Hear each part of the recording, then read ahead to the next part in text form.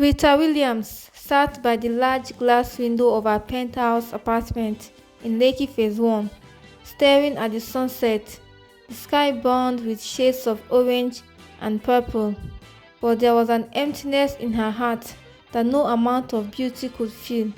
Since the death of her parents in a car accident 2 years ago, life had been a mixture of lonely nights and empty conversations.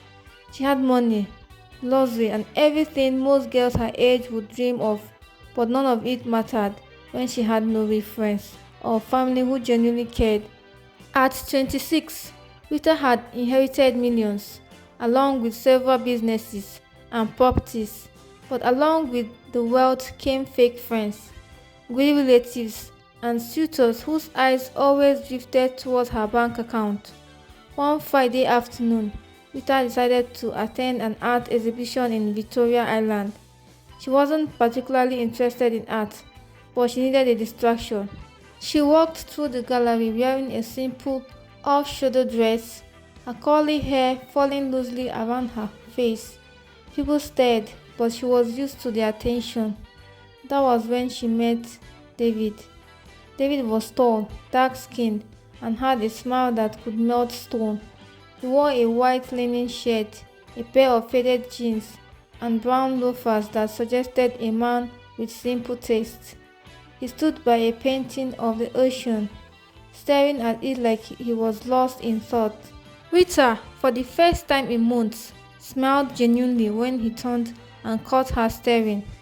"I guess we both like sad paintings," he said with a warm grin. She laughed softly. "I guess we do."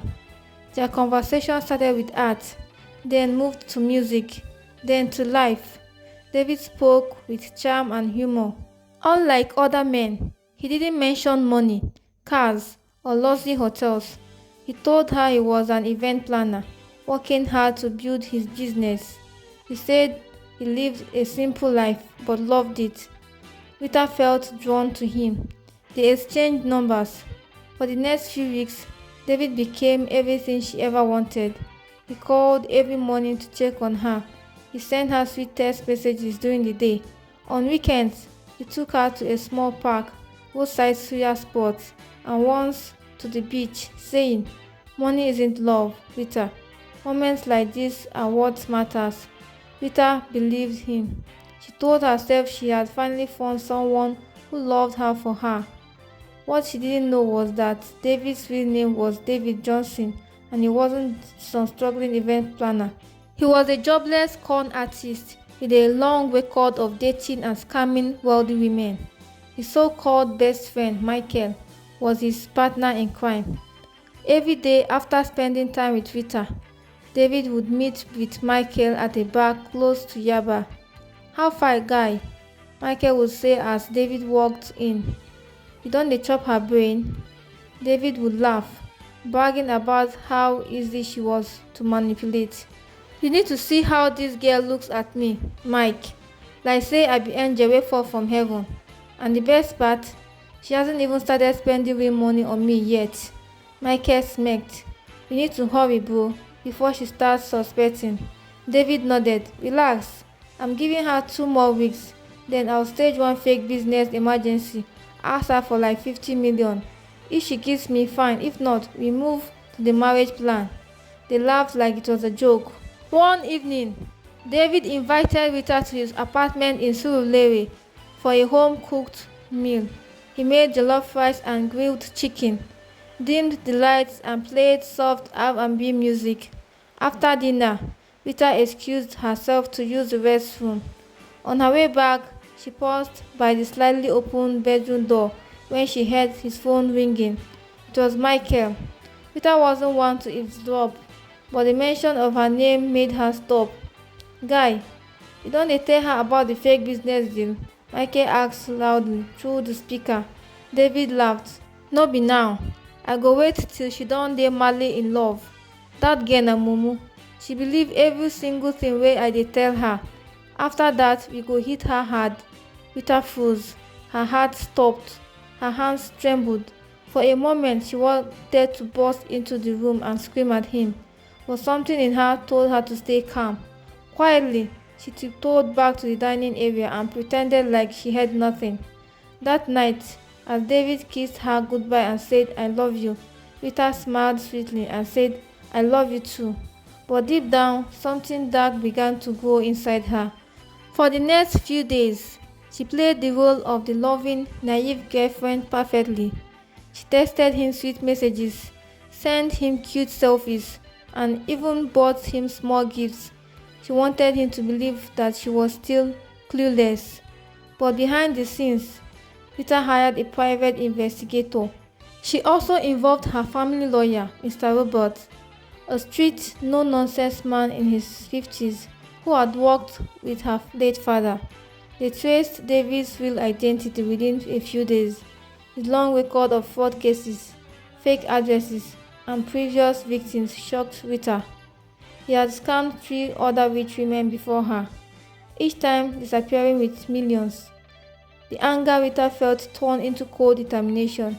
She changed her bank password, froze her main accounts, planted fake business documents that looked like she was ready to invest in a big project with David. Even worse for him, she had hidden microphones and recording devices placed in her car, house, and even inside the fancy wristwatch she gifted him. The final trap was set. One sunny afternoon, David arrived at her mansion dressed in a designer suit she had recently bought for him. He knelt in front of her by the poolside holding a diamond ring. "Rita, you're the love of my life. I can't imagine life without you. Will you marry me?" Rita, dressed in a flowing silk gown with tears in her eyes, half real, half acting, said yes. David's eyes sparkled. Everything was going according to plan. He leaned in to whisper, "Baby, I actually need to talk to you about something important. There's a business deal that could change our future, but I need your help. Just a small loan to seal it." Rita smiled. "Of course, darling, anything for you." They scheduled a bank transfer for the following week.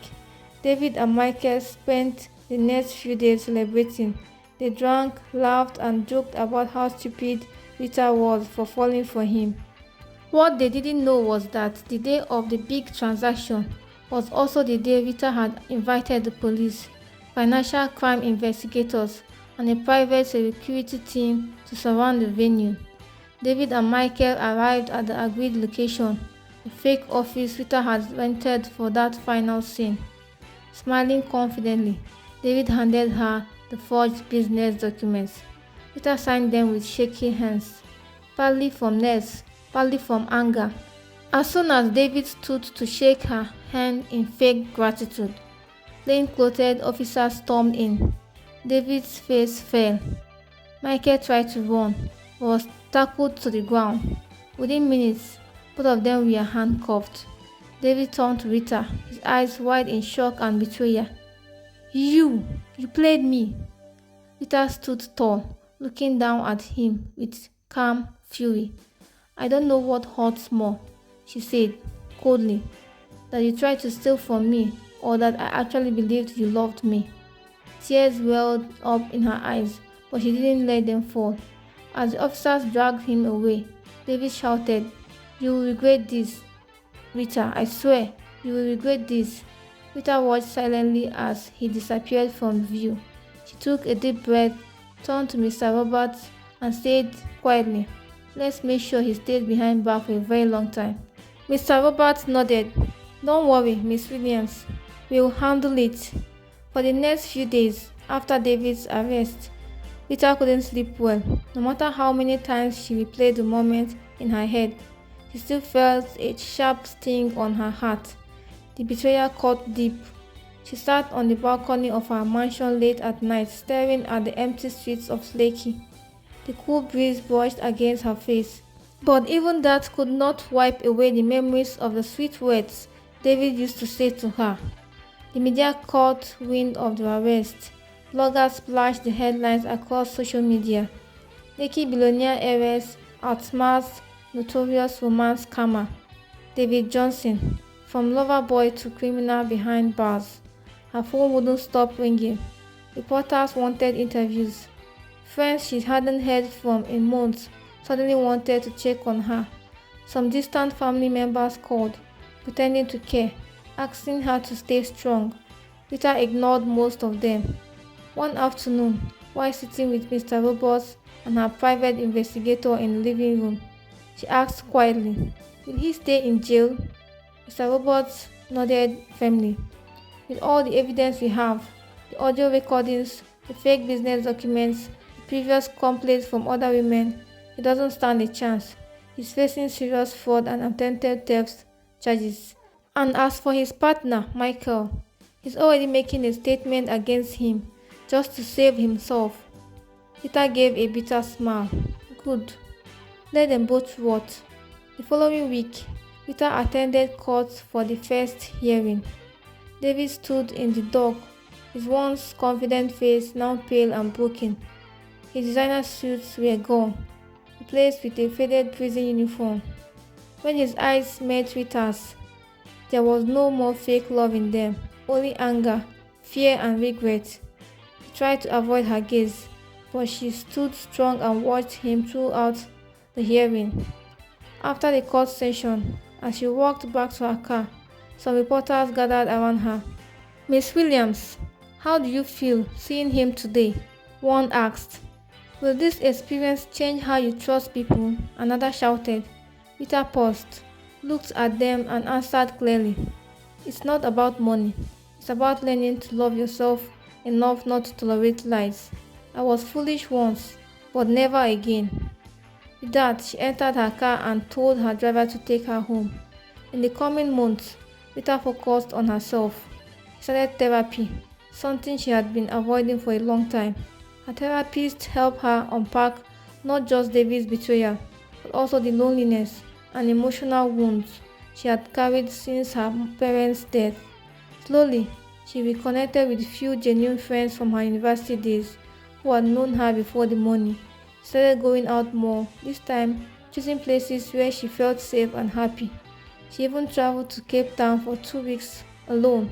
It was her first solo trip, and she spent her days hiking, visiting vineyards, and journaling her thoughts. When she returned to Lagos, she launched a foundation in her parents' name, helping young girls and women who had fallen victim to romance scams and emotional manipulation. One quiet Saturday afternoon, while sitting at a small cafe in Ikoyi, sipping on iced tea and reading a book, a young man approached her. He was tall, wore glasses, and carried a novel in his hand. "Excuse me," he said shyly. "I noticed you're reading The Alchemist. That's one of my favorites too." Rita smiled, genuinely this time. "Really? It's my second time reading it." He introduced himself as Daniel, a literature lecturer in a nearby university.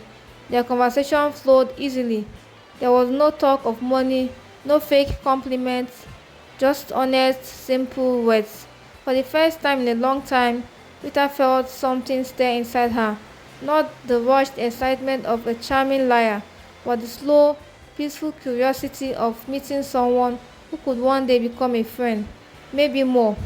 As they exchanged numbers and said goodbye, Rita smiled to herself. She wasn't in a hurry.